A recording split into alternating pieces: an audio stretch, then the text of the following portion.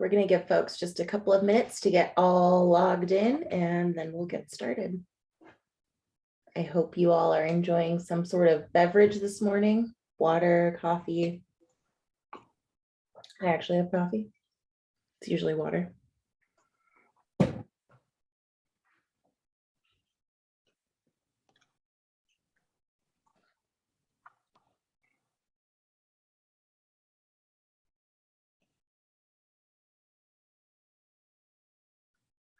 All right. Hello, everyone. I am so excited to be leading the charge here today. We are getting ready for the 2022 legislative session, and it is my first session at Economic Alliance as the government relations manager. And we have a lot of adventures ahead of us. We're really, we have a big legislative agenda that obviously it's a short session, which we'll get into a little bit more about what that means. But we are ready to start taking action and engaging along the way. Yeah, so please, as I talk about engaging, please do not be afraid to ask questions. If you would like to type them in the chat along the way, and then once we get to the end, there will be an opportunity for you to raise hands and ask them out loud. And next slide. Okay, coming up, we have some special guests here with us today. First, we have Doug Levy, who is a contract lobbyist. Doug, could you introduce yourself and a little bit about yourself, and then what session number is this for you? Yes, good morning, Misha and everyone. So let's see, this would be session number 28, something like that for me.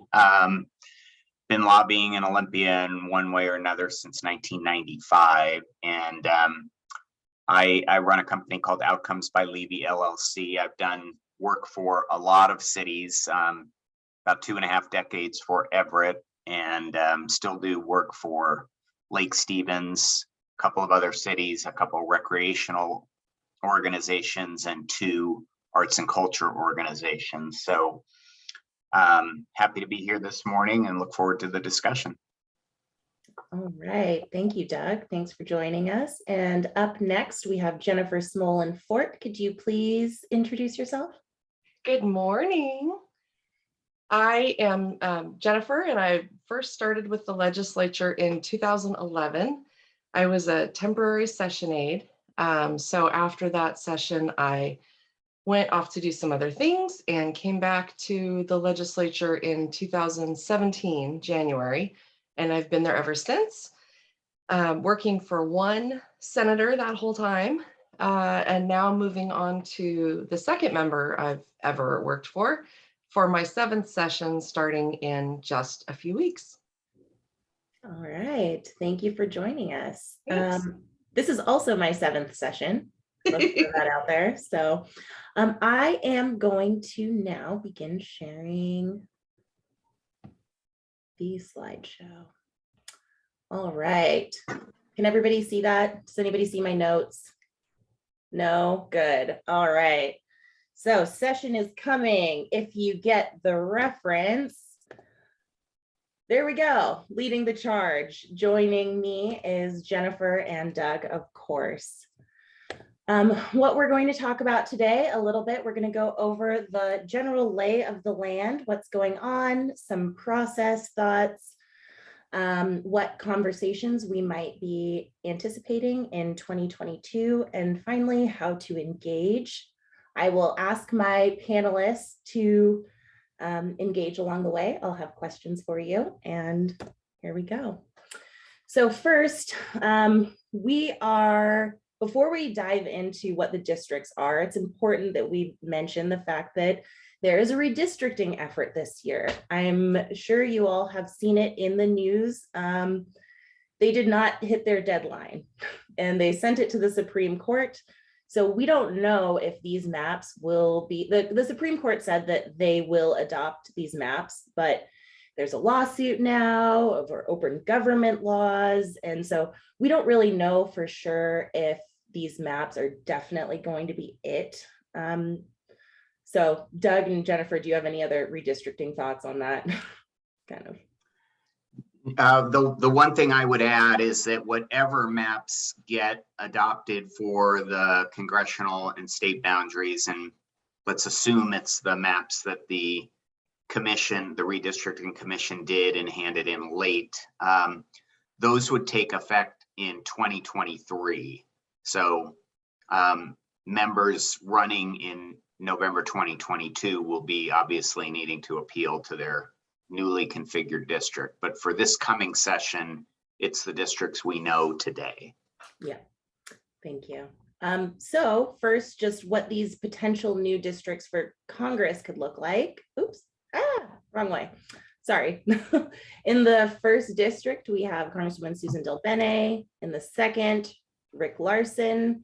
And in the 8th, Kim Schreier. So we might see her potentially joining the Snohomish County delegation in 2023.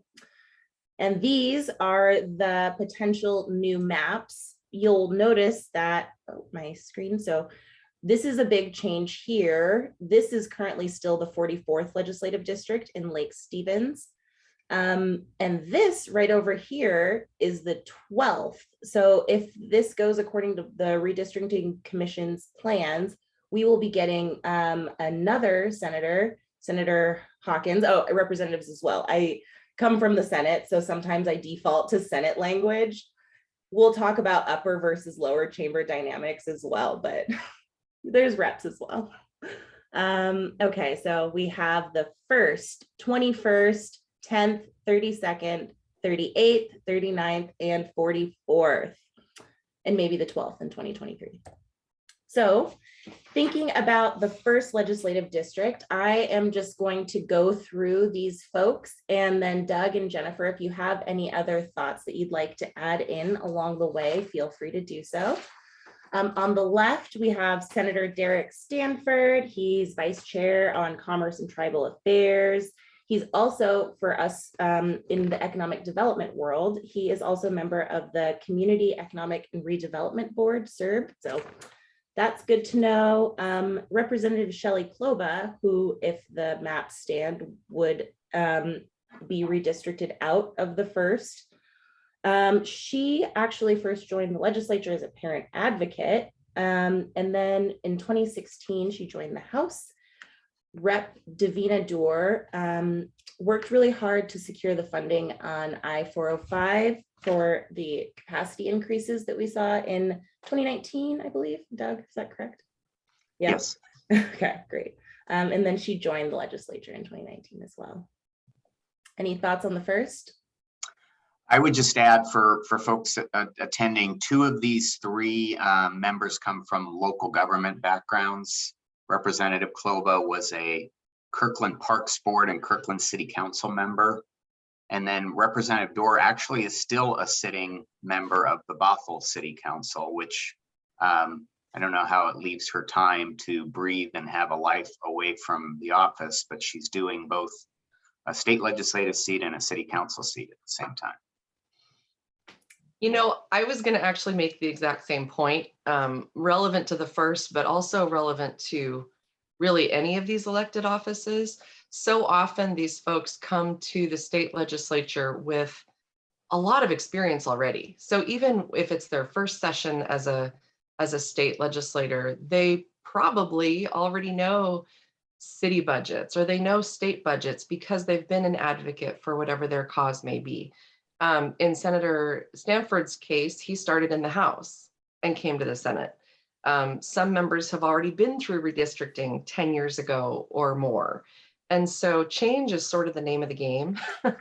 And we all have to deal with every year getting up to date on what's changed. Is it populations and boundaries have changed because of redistricting? Is it because someone was not reelected and so now they have a new member in that seat?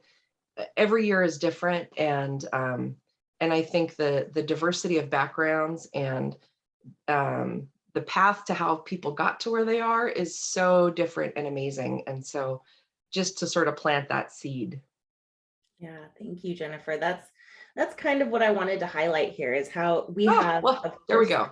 Yeah, no, that's perfect though. We have a citizen legislature and they all come bringing different ideas and backgrounds and perspectives. And it's important for us as advocates to know where they're coming from and how we can engage them. In the 10th legislative district, that's at the northwestern tip of Snohomish County, southwestern of Skagit, and all of Island. Senator Ron Mazzal, speaking of life experience, he is a farmer by trade. He's really active in the farming community.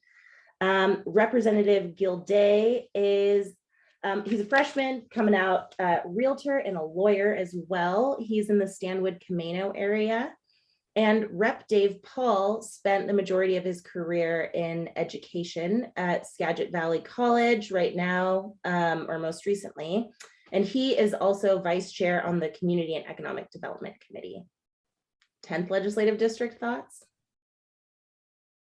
I would just add for folks, we just saw a first district with 3 Democrats. This is a 10th district with 2 Republicans. So to me, it reinforces, I think, as you approach working with the legislature, I've sometimes said think purple, because there are majorities for the Democrats in both the Senate and the House, but Republicans are needed on key things like votes on any bonds, which require 60% approval. So, you know, you're best served trying to work with all members on both sides of the aisle. And so, you know, this is indicative of it. We've got 2 members from the minority party, but they're important to get to know.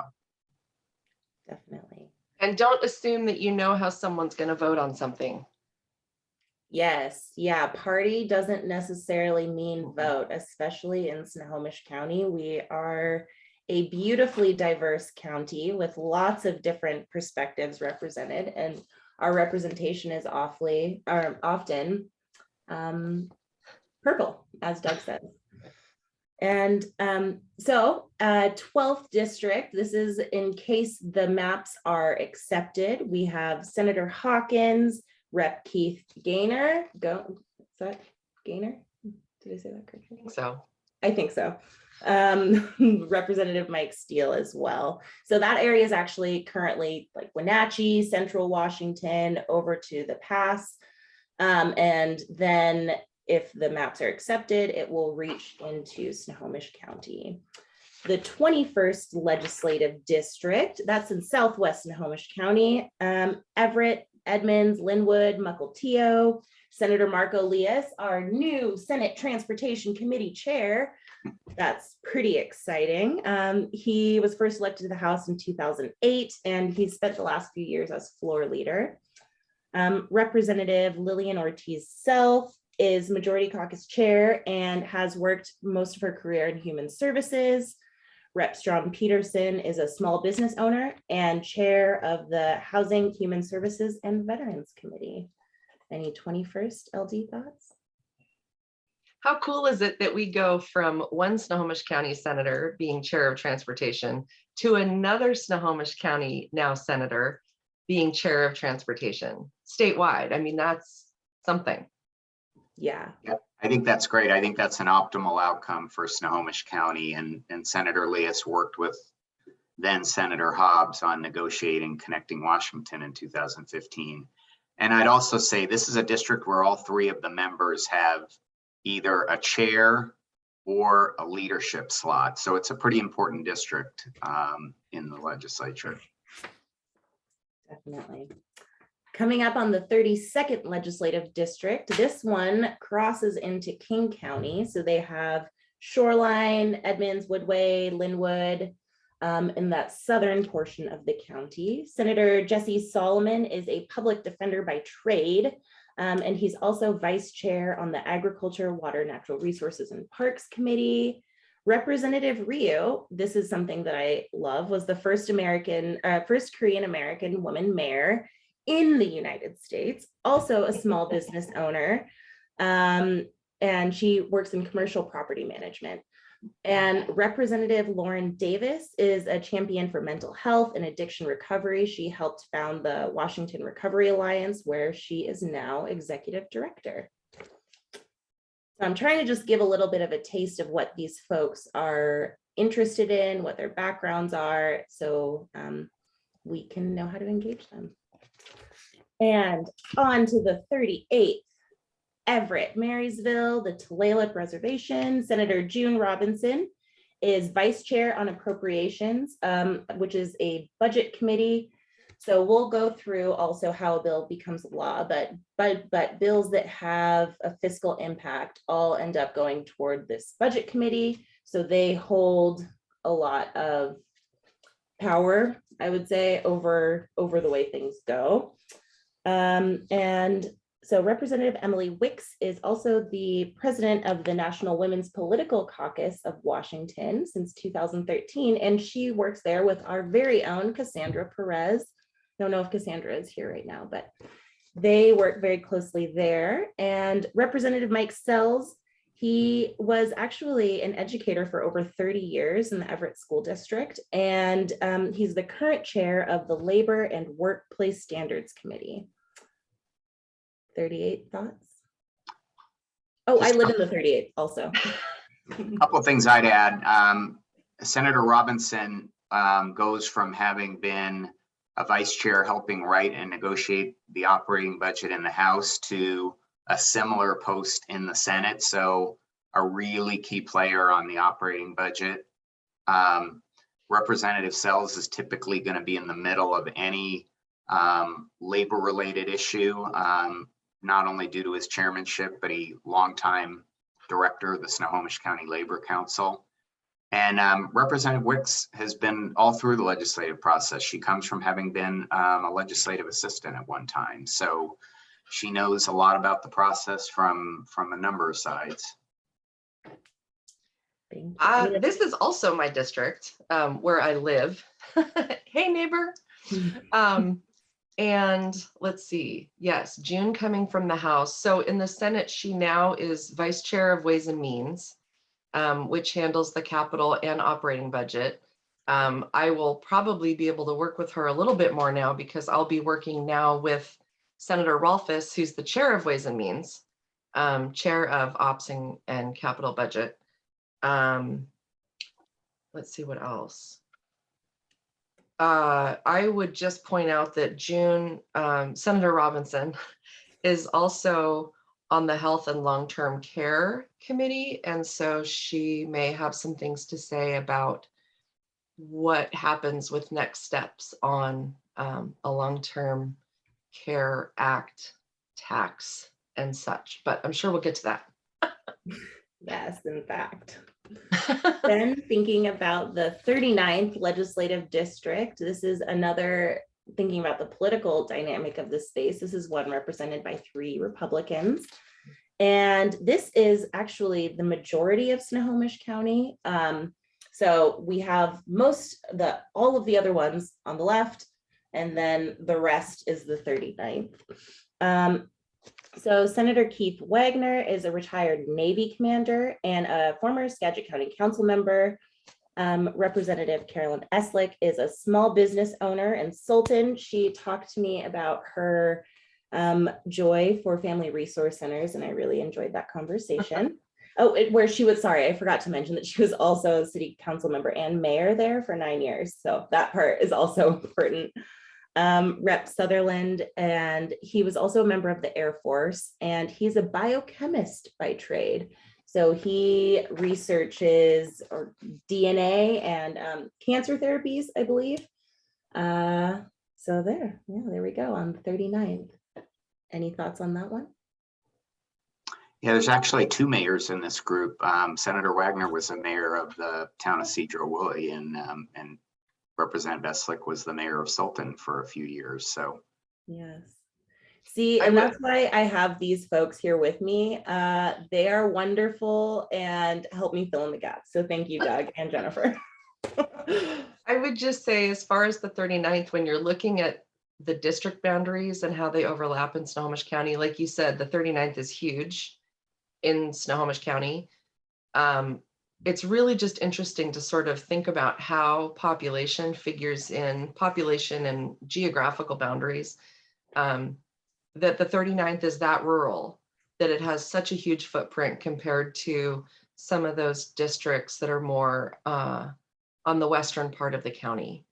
So definitely look at that, because it's a visual kind of reality check about how these members deal with different issues. I would also say the 39th, if these new maps take effect as we've seen them, the 39th will swallow up Lake Stevens, which Nisha pointed to before. So that'll be kind of a switch for certain folks and their identities, I think. And we'll see how that goes. Definitely, because the 44th has been, I was just about to get to there. That is another. Oh, sorry. Oh, no, that's perfect. No, I love this spot. I've spent, Jennifer and I have both spent a good portion of our time working in the 44th. So right now we have probably most likely Senator John Lovick, who is moving into the Senate after Senator, now Secretary of State Hobbs moved on this past month, I believe. And Representative Senator-elect, potentially Senator appointed, John Lovick, he has a deep history in Snohomish County. He was actually a state rep from 1998 to 2007. Before that, he was a state trooper, or maybe in the midst of it. He was state trooper for 31 years and in the Coast Guard for 13 years. Then he was at the State House, 1998, 2007.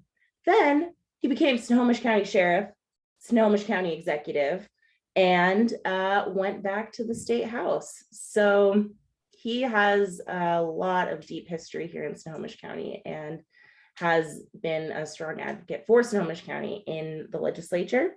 And Representative April Berg joined recently, and she is actually Everett School Board Director and Vice Chair of the Finance Committee. And yes, we have done some work with her as well. We will learn to see who the new state representative is. They're voting on that in County Council on Wednesday. The person that was selected from the 44th Legislative District Democrats was Sean Paddock. We don't know if that's who the council will choose, but that's what has been recommended to them. And I don't know a lot about him. Maybe Doug and Jennifer know more. I know that he is a computer guy connected to Boeing of some sort. Any other thoughts on who that might be? I know very little about Sean Paddock, and I think you described likely Senator appointee Lovick, I guess we'll call him, and Representative Berg quite well. Senator Lovick, I think we're not going to know all his committees just yet, but one of them, I'm pretty sure, and he's pretty sure, more importantly, is going to be transportation, because it was certainly made clear that with Senator Hobbs becoming Secretary of State Hobbs, that's a loss of a seat on the committee for Snohomish County. So we may end up with, getting back a chair from Snohomish County and getting another member from Snohomish County on Senate Transportation. I can offer that it is possible that if there is a Senator Lovick, he may spend this first year sort of backfilling former Senator Hobbs committee assignments. And then that could be reorganized next year. So it could be pretty straightforward, but announcements will come out later this month and then will be formalized when the members vote when session starts in January. So we'll be hearing more, but it may be just sort of a cut and paste for now. Yes, thank you. And then thinking a little bit more about the structure of how things operate here. At the top, you have Lieutenant Governor Denny Heck. There are other players along the way, but I just wanted to highlight some key ones. Then you have the Senate Minority Leader, John Braun, and the Senate Majority Leader, Andy Billig. And these next ones go down the same on both sides. So you have the Senate Democratic Caucus members and the Senate Republican Caucus members, and those members have a legislative assistant. Budget chairs typically have 2 legislative assistants. I think the majority caucus chair also did have 2. But then during session, they get a session aide and an intern. And throughout the year, there is a constituent casework assistant. So if you, usually what you'll have a need with a state agency, you'll reach out to a member office and they can take that on. If they can't, then there is a constituent casework assistant that works with each caucus that can help on that front. Jennifer, did you have anything to add about structure, since that's kind of our space, I should say? I feel like I should, although that's pretty straightforward. Session aides turn over every year just by the nature of the job. LAs can, but tend to stick around too, because it's a super fun job. Interns and session aides will be fully remote this coming up, to minimize the number of people on campus. The members are expected to be there in person for floor votes. But we'll be doing committees and all testimony remotely. So if you're watching on TVW, which I expect everybody to be watching on TVW, sometimes, you will see Lieutenant Governor presiding over the Senate, or the pro tem folks stepping in for him when he's away. So he is the president of the Senate. I think that's, oh, and then the floor leadership will be new because of the shuffling seats and members. So there'll be a new floor leader, caucus leader, all that. So all of this is the pre-session excitement. Yes. Doug, did you have anything else to add on the structure of the Senate? I only have 2 things. I think if I could add another, this is great. I think if I could add another orange box, it would be for a creature called Senate Committee Services. Oh, yes. And that's the staff. And so both the Senate and the House have nonpartisan committee staff. And those folks are tremendously important to the process. First of all, they tend to be extremely bright people. They help form the agendas and all the background for the committees. And if you're working on a bill, chances are it's either going to be Senate Committee Services or what's known as the Office of Program Research in the House. Those will be the people that will draft the majority of the bills. Sometimes caucus staff does as well, but those folks are key. So think SCS. And one other thing I'd add, and I don't just say this because Misha and Jennifer are on the call, but I'm sometimes amazed when I see people working in around Olympia who are short-tempered with or impatient with or just flat out not very nice to legislative assistants. And I just don't get it. I think that is a cardinal sin in working in Olympia. The legislative assistants are tremendously important. They're under a lot of pressure. They do all the scheduling typically for the members. They help screen all of the mail and email. And so you'd be wise to make friends with the legislative assistant rather than be impatient with them. That's always been a head scratcher to me. Oh, thank you, Doug. That's so, and it's important. I mean, it is true. Of course, we as the legislative assistant is there to serve the constituents of their members' district. Absolutely. So the legislative assistant is always going to serve you, unless you're being incredibly beyond rude, and then they have every right to kick you out of their office. But their job is to be there for you. That being said, their job is also to pass along the feedback that's coming into the office, to help bounce things off of their member, if their member uses them in that role, in that capacity. Sometimes each member office is very different, and each member treats or uses their staff in a different capacity.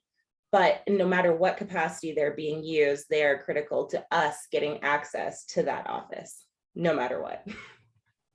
If I could just clarify really quickly, Yeah. Misha, I would, from the member office perspective, I would just want folks to know that Senate committee services is super important, and they're a huge part of the process, like Doug mentioned.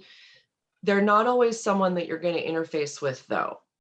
And they're not meant to be a resource that advocates or the public or whatever is approaching directly. They really are there to serve the members on the policy side. So definitely go through member offices. I just don't want people trying to contact Olympia and be like, where's Senate committee services? I have to talk about a bill. No. Go through the member offices and the members will coordinate that resource. Yes, definitely. And to get to those member offices, you will reach out to their legislative assistant. Yes. That is how that will happen. Yes. And on to the House. I am less familiar with the House. Doug, I'm hoping you can fill in for me here. But similarly, we have at the top, similarly to how the Lieutenant Governor presides over the Senate, the House Speaker presides over the House, Lori Jenkins. Then down the list on the House Minority Leader is JT Wilcox, House Majority Leader Pat Sullivan. Then, of course, House members. One thing that's important to note here also is that House members don't get a session aide. They do get an intern that is shared among other member offices.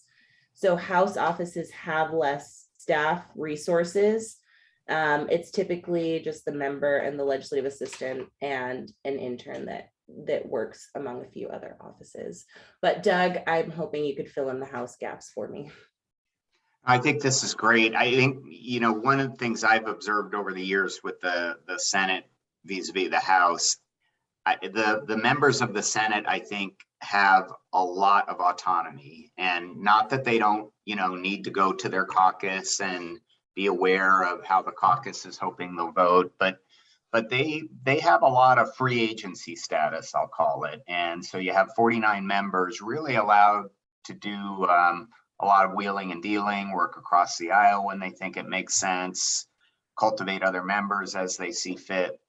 In the House, it's not that doesn't exist, but there's much more of a strict caucus mentality. And I think the Speaker, as a result, has an enormous amount of influence in the House. And while there will be a couple members on some key issues that will stray from the caucus party line, it's much less frequent than you'd see in the Senate. That is a good thing to point out. And I have another little section about upper versus lower chamber dynamics, and we can dive in a little bit more there as well. But of course, we have our executive branch as well, Governor Jay Inslee, infamous or famous, whichever one you would prefer, for his work on climate and a wide host of other issues. There is a slightly tense dynamic back and forth between the legislature. Last month, the Supreme Court ruled that he actually did exceed his constitutional power in 2019. This is a little bit wonky. So the governor has authority to veto complete bills, section of bills, or appropriation items, but they cannot veto lines of sections. And that is what happened in the transportation budget. Anyway, it's a little bit, I say all of that to say that there is a dynamic to be aware of between the chambers and the governor. Anything else to add on the governor?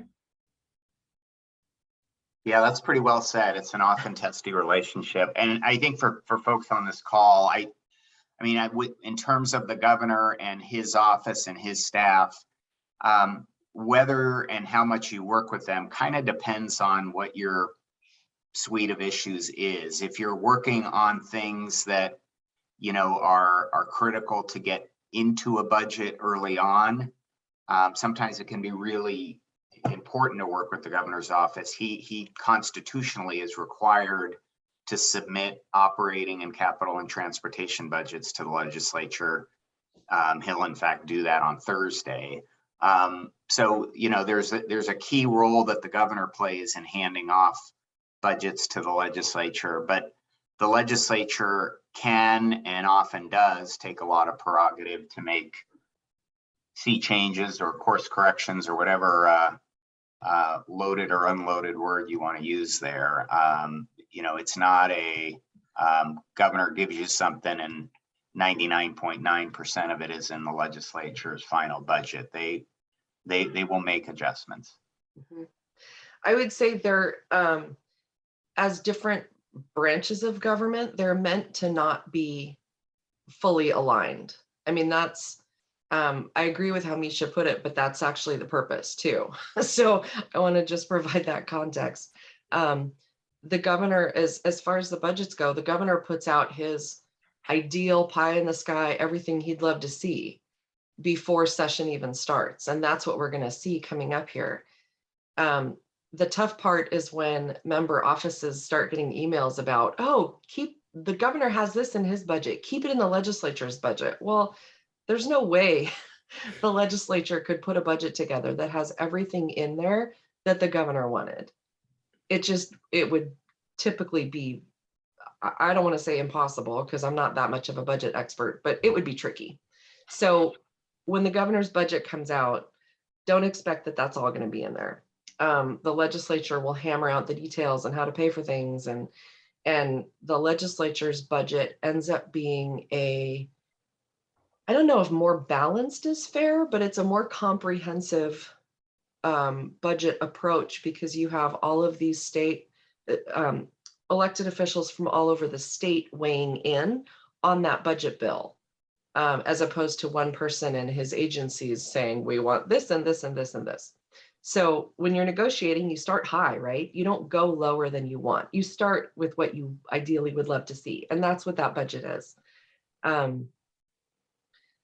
Let's see. The other thing that's so interesting, I think, to me and how things work sometimes is realizing that the state agencies are under the executive. They kind of operate like they're their own thing, but they fall under the governor. So when state DOT is talking with the legislature's transportation committee members, that's two different branches of government talking to each other. And each doing their role as is appropriate. So just some things to keep in mind about sort of branches of government and interesting dynamics. Yes. Definitely. In the lobbying world, I shorthand some of that. We talk about the governor being the high water mark on the budgets, almost always. And in some ways, he's playing that role to give some cover to the Democratic majorities, because they're always going to be able to say, we couldn't do everything the governor wanted to, because his budget is always going to be richer than what the legislators adopt. Wonderful. I love having you two here. This is great. Question for the two of you. Only 1 out of 7 bills introduced becomes law. Why? Because there's no limit on how many bills members can introduce. And so they introduce whatever they feel like introducing. And because there's a limited amount of time in session, and because not all bills are good, I guess. No, that's good. I love it. Only Doug? subjective, but there you go. There's my opinion. Doug?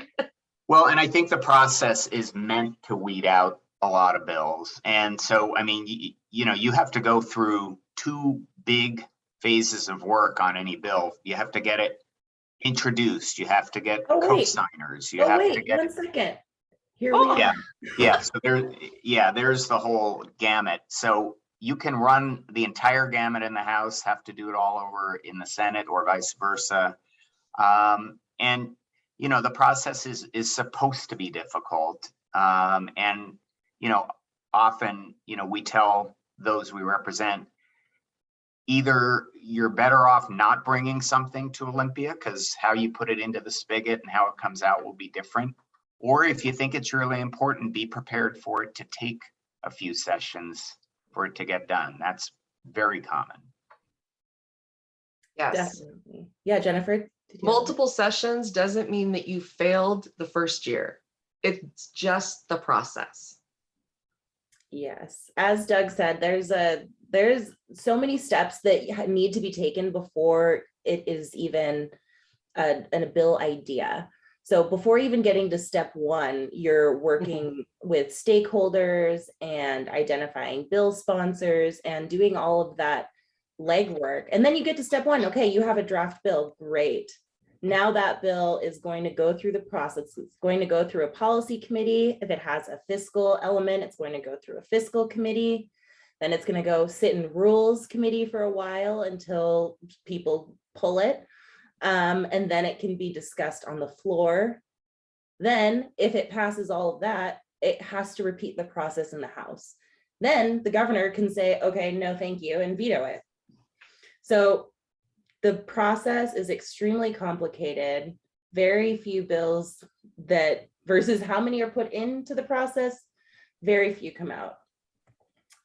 Okay, a few thoughts on some challenges and opportunities that we are thinking about coming into 2022. This is a short session every other year. So it's long year, short year, long year, short year. This year is a short year, 60-day session. During the long years, they work on the budgets, and then during short years, they supplement and they make little fixes to try and fix the budget process. Thinking about, and then of course, Doug and Jennifer, if you have thoughts along the way, I'm kind of just going to go through these, but if you have thoughts, please feel free to. You know what, Misha, can I add one thing to the last slide, actually? Oh, please. You were, sorry. You were talking about how it is a complicated process. It's a long process, and there are a lot of pieces to it. But the great thing is the way our process is and the way our system is set up in Washington, it's super easy to follow along. Even if you're not in the legislature, anyone can sign up for email alerts and updates to a bill going through the process. And I highly recommend it. Highly recommend it. There's so many ways to follow along.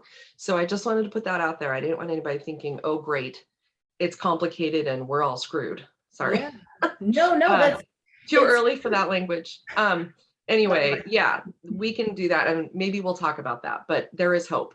Yeah, we'll touch on it a little bit, but that's a really good point that my favorite, Jennifer got me this shirt one time that says, I'm a TVW nerd. And TVW is the station that we watch all of our legislative activity on. And it's my favorite shirt. So I'm a TVW nerd, and you all, I'm inviting you all to be TVW nerds as well. Okay, thanks. Yeah, no, it's wonderful. And so thinking about some of the shifting dynamics, we already talked a little bit about how we have a new Secretary of State Hobbs, then the shifting in the 44th, and Senator Leas and floor leader. So everything is a little bit, it's not as settled as it is in other sessions. So that is both a challenge and an opportunity, depending on how you look at it. One thing also to think about, elections 2022, half of the Senate and all of the House are up for elections this year. That is going to impact how they vote on things. They are probably going to be less likely to take risks and to do things that will make their constituents mad. They could still do things that make their constituents mad. They probably will, but they will be thinking about that as elections are coming up for them this year. Then a little bit thinking about the upper chamber versus lower chamber dynamics. We also talked about this a little bit, but one thing that I like to remember in thinking about the difference, it feels like the Senate, the House, a lot of bills come out of the House, right? A lot more feels like it comes out of the House, and it feels like the Senate kind of puts the damper on things and says, this is what's going to be realistic. The House gets to dream and put a bunch of stuff out there. And maybe this is my Senate bias, so please, everybody step in as well, Doug and Jennifer. But that's my reading of the situation. And then, of course, as Doug said, we have the governor as the high water mark. So everybody is playing under these dynamics, looking ahead of that. Yes. Any thoughts on challenges and opportunities? Well, one point of emphasis I do for people attending for on Misha's first point about short session, you know, the 60-day session is for even numbered years, the 105-day session for odd numbered years. And these 60-day sessions, for those that have already worked them, I think you can confirm, it comes at you quickly, and the members will have their first week of hearings and work sessions scheduled before day one even occurs. Probably by the first or second day, they'll have the second week of hearings scheduled in their committees. And the deadlines for bills to get in and out of committees is very compressed. So it's a session where there's really a premium, I think, on, for all of you that may not have gone through it, there's a real premium on working on your issues ahead of time and before January occurs. And then this upper chamber versus lower chamber, I think Misha described it well. I always get a little bit of a laugh out of it because they're, you know, Democrats to Democrats, Republicans to Republicans. There are, you know, there's a competitiveness sometimes between the Senate and the House. And, you know, I'm often find it amusing on transportation when they both adopt their budgets and they have to start negotiating them back and forth.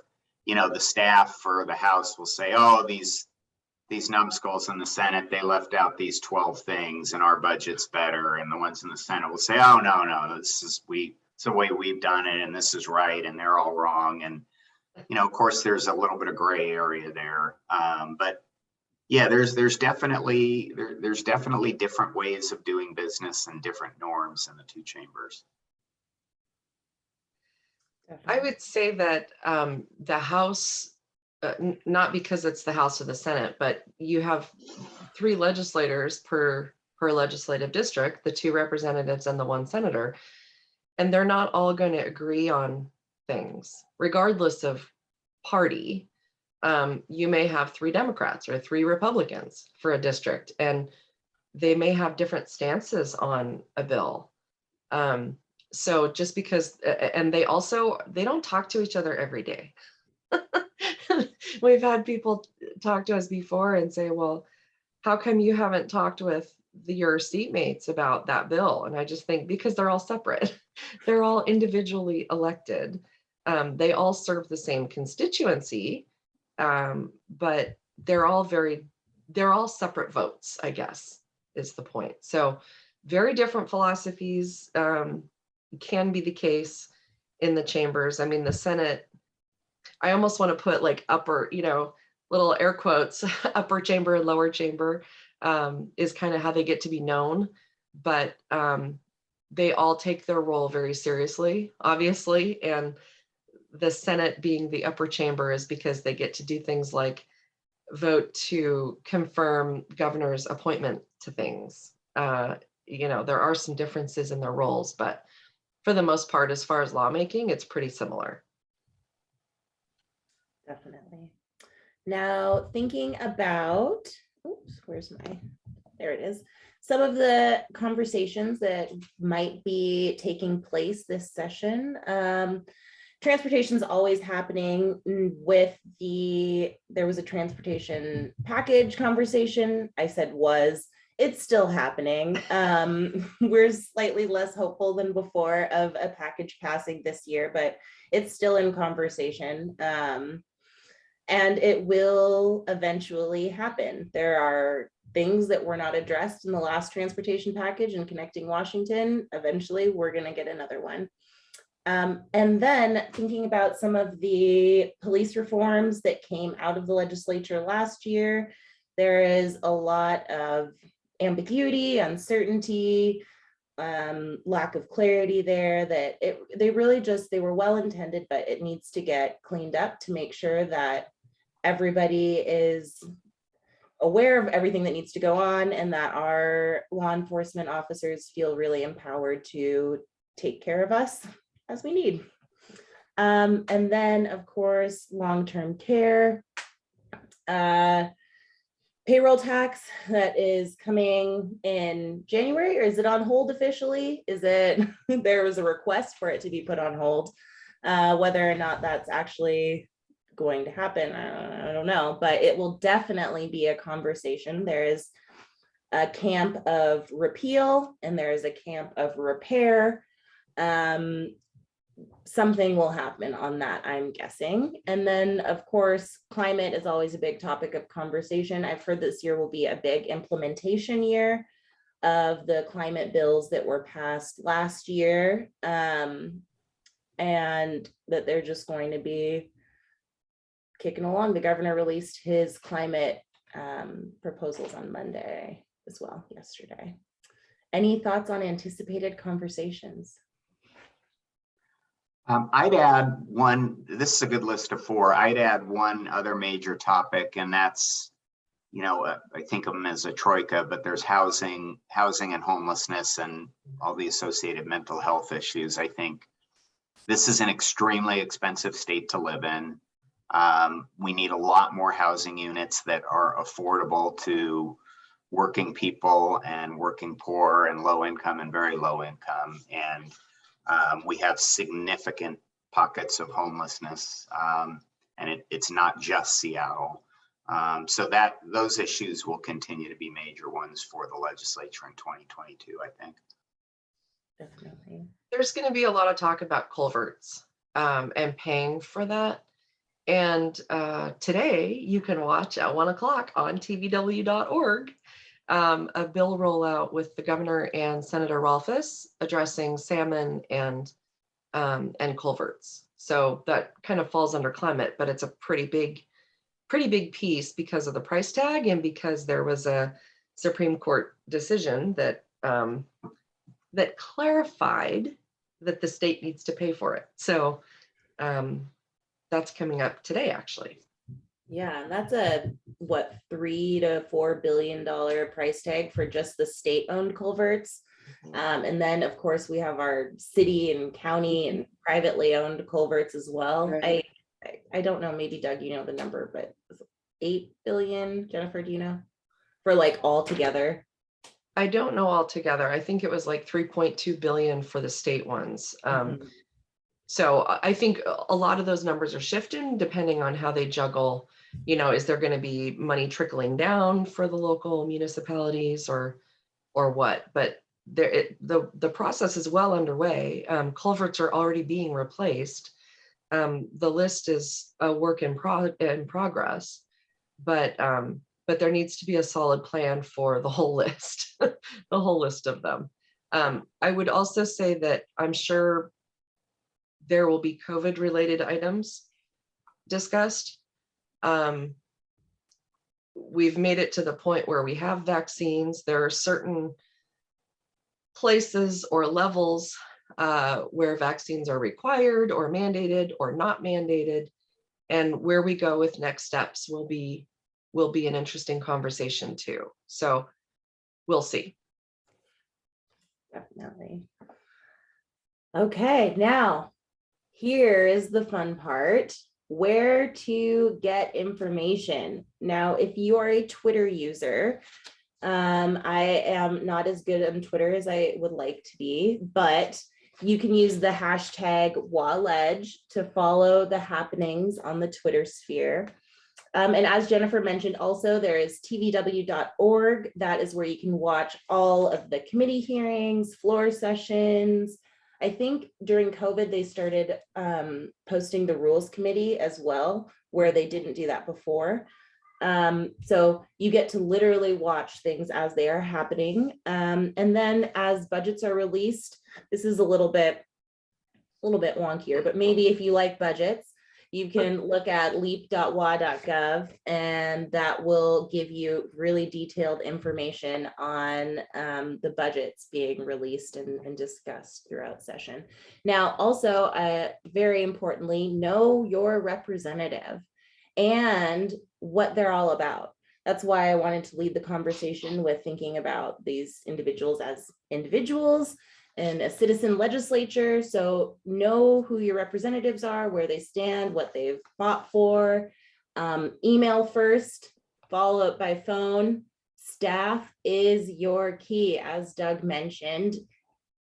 Jennifer and maybe Doug, I don't think you served as legislative assistant ever, but we know firsthand, you gotta be friends with the staff. We're not gonna not let you in, but it just makes it a lot easier for everybody if we're all happy together. And then this is a short session, but as always, be concise. They have a very limited amount of time. Share your story, but do it in a way that is in like 2 minutes. Does that work? Because they don't have much time and they need to know what you're asking for.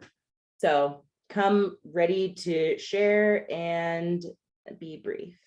Any other thoughts on how to interact and where to get information? I'd add a few things. First of all, this is tying back to something Jennifer said earlier on. Washington's one of the best states in terms of just being really digitally savvy. And, you know, obviously we're the land of Microsoft and Amazon. And so you can just find a treasure trove of information about the legislature if you do the ledge.wa.gov. And to Misha's point about knowing your representative, you can get a bio on every member. It's very easy to pull down their biographical information and their background. And it's in your interest to know those things about the members because they bring their own stories and their own viewpoints to the legislature. So knowing about that is key. I guess the two other things I'd say on Misha's be concise. We often say if it doesn't fit on a sheet of paper, you may be in trouble because the legislators are asked to read and digest an enormous amount of stuff. They meet with people in 15-minute increments. I don't know how they do it, but they're obviously in a major pressure cooker. So keeping it simple is in your interest. And then we didn't talk so much about the virtual nature of much of session, but if you want to be a testifier or work with someone who is, a virtual session has been great in that it's letting more and more people access the system, but it's a time limiter in that you're very often going to see committees ask you to condense any testimony, not just into 3 minutes, but more likely 2 or even 1. So be prepared for that. Yes, they often give points for brevity. And I just shared in the chat the links that you can access this information on. We are coming toward the end. I want to make sure we have time for questions. Let's see, I see one question in here. Leslie Cornick would be very interested to hear about conversations about higher education, both in terms of regular funding as well as coming out of COVID. Any thoughts on that? Signing up for email updates from the committee. I'm not trying to sidestep your question, but the members that I've worked for in my case have not been core members of higher education. And what happens changes so quickly that is really the best way to get direct information. And you see meeting agendas that are published prior to meetings.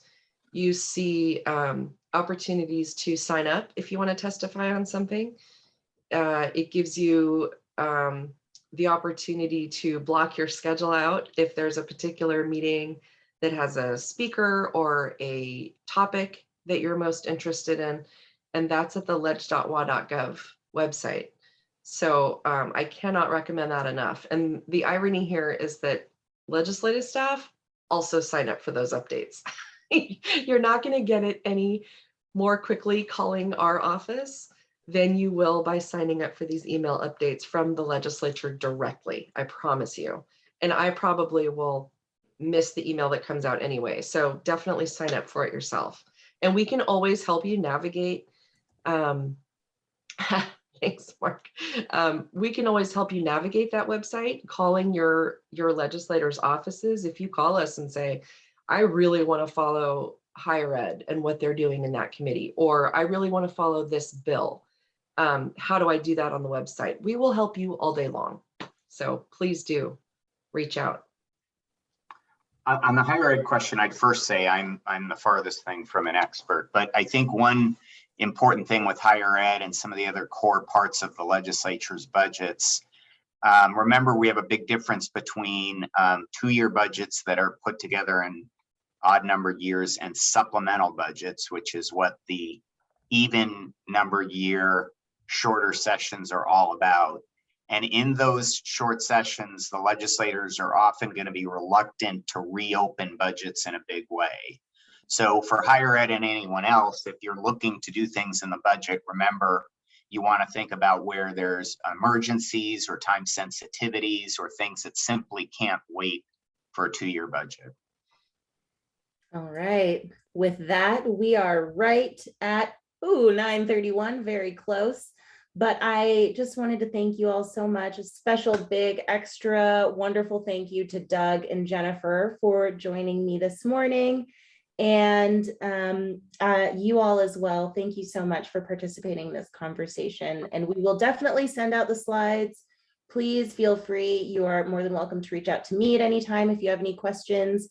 Our next event, January 6th, legislative kickoff at 8 a.m. We will have Senate Transportation Chair Marco Leas and Representative Carolyn Eslick as well, and Kelly Snyder with Snohomish County to talk about our transportation priorities. So that is when we will see you next. And I say thank you one more time. Have a wonderful day, you guys. Thank you. Thank you all.